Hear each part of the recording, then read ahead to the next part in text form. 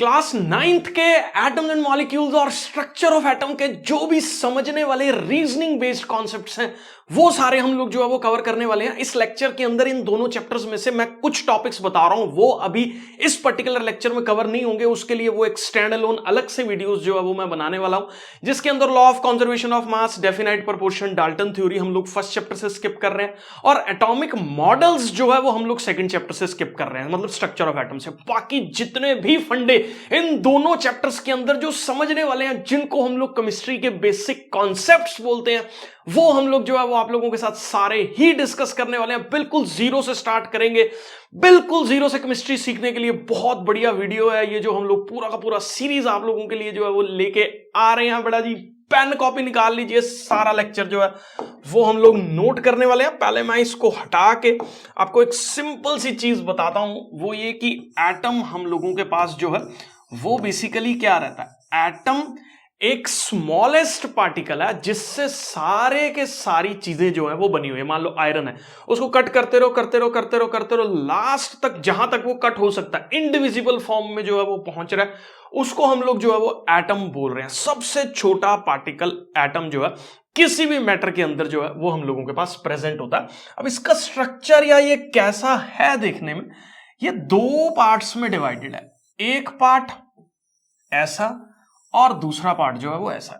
ये जो अंदर वाला पार्ट है ना, इस अंदर वाले पार्ट को हम लोग जो है वो अपने पास क्या बोलते हैं, न्यूक्लियस जो है वो बोलते हैं। और ये जो बाहर वाला पार्ट है, इसके अंदर कुछ पार्टिकल्स जो है वो हमारे पास क्या करते हैं, मूविंग पार्टिकल्स जो है वो होते हैं, या जो चलने वाली घूमने वाली चीजें जो है वो इस पर्टिकुलर रीजन में प्रेजेंट होती है। तो दो अलग अलग रीजन्स में एटम जो है वो सेग्रीगेटेड होता है। अब मैं तीन मेन पार्टिकल्स जो क्लास नाइन्थ के सिलेबस में आपको जो है वो समझने हैं, या बेसिक कॉन्सेप्ट्स करते हुए छोटी क्लासेस के अंदर आपको जो है वो समझने हैं, वो ये है कि एटम हमारे पास तीन सब एटॉमिक पार्टिकल्स से मिलकर बना हुआ है। ठीक है, वैसे ये 42 होते हैं, लेकिन हम लोगों के सिलेबस में या हम लोग जब बेसिक कॉन्सेप्ट्स को सीखना शुरू करते हैं तो मैं इन तीन पार्टिकल्स की बात कर रहा हूं। पहला पार्टिकल है जिसको हम लोग बोलते हैं क्या, प्रोटॉन। दूसरा पार्टिकल है जिसको हम लोग क्या बोलते हैं, इलेक्ट्रॉन। और तीसरा पार्टिकल है जिसको हम लोग क्या बोलते हैं, न्यूट्रॉन जो है वो बोल देते हैं। नॉट न्यूट्रॉन्स नहीं है, neutrons is a plural sense जो है वो इसकी होगी, तो न्यूट्रॉन हो गया। अब देखो इन चार्ज्ड पार्टिकल्स के ऊपर जो है वो चार्जेस भी हैं। प्रोटॉन के ऊपर पॉजिटिव चार्ज है, इलेक्ट्रॉन के ऊपर नेगेटिव चार्ज है, और न्यूट्रॉन के ऊपर कोई भी चार्ज जो है वो नहीं है। देखो नाम से ही पता लग रहा है, पी से प्रोटॉन, पी से पॉजिटिव चार्ज, तो प्रोटॉन के ऊपर हम लोगों के पास पॉजिटिव चार्ज है। एन से न्यूट्रॉन, तो एन से न्यूट्रल, न्यूट्रल मतलब उसके ऊपर कोई भी चार्ज जो है वो प्रेजेंट नहीं है। और एक सब एटॉमिक पार्टिकल है हमारे पास इलेक्ट्रॉन, जिसके ऊपर नेगेटिव चार्ज जो है वो प्रेजेंट होता है। अब देखो यार, ये हम लोग जो है ना, कहां से आया, कैसे पता लगा चार्जेस हैं, तो कुछ 200 250 300 साल पहले लोगों ने ना कुछ एक्सपेरिमेंट्स जो है फिजिक्स के शुरू किए, क्योंकि physics is based on observations. अभी मत बोलना मैं केमिस्ट्री पढ़ा रहा हूं, ये दोनों के कंबाइंड टॉपिक्स हैं, यहीं से हर चीज जो है वो मैटर की ओरिजिनेट हो रही है। तो ये एक बेसिक कॉन्सेप्ट है जो इवन कॉमन जो है वो हम लोग पढ़ते हैं फिजिक्स के अंदर और केमिस्ट्री के अंदर। तो जब फिजिक्स के एक्सपेरिमेंट्स में ऑब्जर्वेशंस मिली, जैसे आपने भी देखा होगा कि वो बालों के साथ स्केल जो है वो रब करो तो वो छोटे छोटे पीसेस को जो है वो अट्रैक्ट करता है। तो ऐसा क्यों हुआ, तो लोगों ने जब इन चीजों के रीजन ढूंढने शुरू किए तो इस तरह की थ्योरीज के ऊपर लोग जो है वो लैंड किए। जैसे फॉर एग्जांपल मैंने बालों के साथ जो है वो स्केल रब किया, और स्केल से जो है वो मैंने बिट्स ऑफ पेपर्स, छोटे छोटे जो पेपर के टुकड़े होते हैं, उसको मैंने उठाना शुरू कर दिया। तो यहां से जो है वो ओरिजिनेट हुआ हम लोगों के पास चार्जेस का कॉन्सेप्ट। क्योंकि कैसे बोला गया कि जब हमने रबिंग करी तो हम लोगों के पास कुछ ऐसी चीज निकल के जो है वो बालों से स्केल में चलेगी, जिसने जो है वो बाद में बिट्स ऑफ पेपर को अट्रैक्ट किया। इसको लेटर स्टेजेस के अंदर जब अंडरस्टैंडिंग हमारी बड़ी फिजिक्स को लेके या केमिस्ट्री को लेके, तो हमने इसका नाम जो है वो जो पार्टिकल रब होके एक से दूसरी जगह ट्रांसफर हुआ था उसको हमने चार्ज का नाम जो है वो दे दिया। अब हमें जब ये चीज समझ में आई कि चार्जेस जो है वो प्रेजेंट होते हैं जिसकी वजह से अट्रैक्शन और रिपल्शन के फिनोमिना जो है वो होते हैं। अब देखो क्योंकि दो ही तरह के फिनोमिना, क्वेश्चन आता है why there are only two kind of charges, only positive and negative charges ही हम लोगों के पास प्रेजेंट होते हैं, why not the third one? क्योंकि हमारे पास ये चार्जेस के कॉन्सेप्ट से दो डिफरेंट तरह के फिनोमिना ओरिजिनेट होते हैं। मैं आपको समझा देता हूं। एक फिनोमिना होता है हम लोगों के पास चीजें जो है वो क्या कर रही हैं, अट्रैक्ट कर रही हैं, और दूसरा फिनोमिना होता है चीजें जो है वो हम लोगों के पास क्या कर रही हैं, रिपेल कर रही हैं। इन दोनों फंडों को समझाने के लिए सिंपल एक बेसिक कॉन्सेप्ट बहुत ज्यादा जरूरी था, वो ये कि पॉजिटिव और नेगेटिव है कहीं पे भी, या ओपोजिट है वो अट्रैक्ट कर रहे हैं, पॉजिटिव पॉजिटिव है वो रिपेल कर रहे हैं, नेगेटिव नेगेटिव रिपेल कर रहे हैं। तो इन्हीं दो चार्जेस से ही हमारे फिजिक्स के जो ऑब्जर्वेशन थे, क्योंकि देखो फिजिक्स बन रही है या केमिस्ट्री बन रही है वो कुछ ऑब्जर्वेशन को सेटिस्फाई करने के लिए हम लोग एक थ्योरी जो है वो बनाते हैं। तो ये थ्योरी के अंदर दो ही चार्जेस उस तरह की सारी रीजनिंग को देने के लिए कैपेबल थे जो है वो हम लोगों के पास ऑब्जर्वेशंस को कॉज कर रही थी। जैसे अट्रैक्शन हो रहा था, रिपल्शन हो रहा था, तो इन लोगों ने जो लैंड किया वो इस फिनोमिना पे लैंड किया कि हर मैटर जो है वो चार्जेस से मिलकर बना हुआ है, तभी वो एक दूसरे को अट्रैक्ट कर रहा या रिपेल कर रहा है। अब देखो दो ही फिनोमिनाज हो रहे थे अट्रैक्शन और रिपल्शन के, तो उन्होंने ये अंडरस्टैंडिंग दी कि अब ये दो ही तरह के जो है वो पार्टिकल से, चार्ज्ड पार्टिकल से मिलकर बना हुआ है, जिसको हम लोग प्रोटॉन बोल देते हैं जो कि पॉजिटिव चार्ज पार्टिकल है, और इलेक्ट्रॉन बोल देते हैं जो कि नेगेटिव चार्ज पार्टिकल है।